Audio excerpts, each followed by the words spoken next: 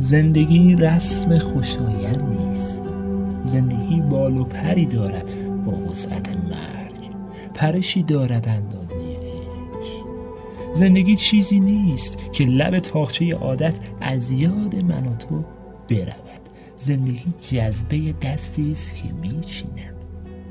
زندگی نوبر انجیر سیاه در دهان یأس تابستان است. زندگی بعد درخت است به چشم حشره. زندگی تجربه شب پره در تاریکی است. زندگی حس غریبی است که یک مرغ مهاجر دارد. زندگی صوت قطاری است که در خواب پلی میپیچد. زندگی دیدن یک باغچه از شیشه مسدود هواپیماست.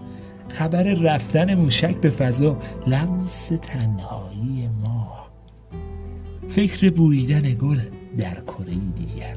زندگی شستن یک بشقاب است. زندگی یافتن سکه 10 شاهی در جوی خیابان است. زندگی مجذور آینه است. زندگی گل به توان ابدیت. زندگی ضرب زمین در ضربان دل ما. زندگی هندسه ساده و یکسان نفس هاست.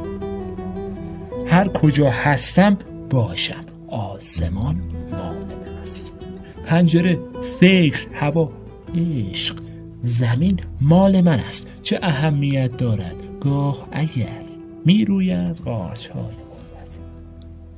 من نمیدانم که چرا میگویند از پیوان نجیبی است کبوتر زیباست و چرا در قفس هیچ کسی کرکس نیست. گل شبدر چه کم است لاله قرمز دارد. چشمها را باید شست، چشمها را باید شست، جور دیگر باید دید. واژه ها را باید شست، واژه باید خود باد، واژه باید خود باران باشد. چترها را باید بست، زیر باران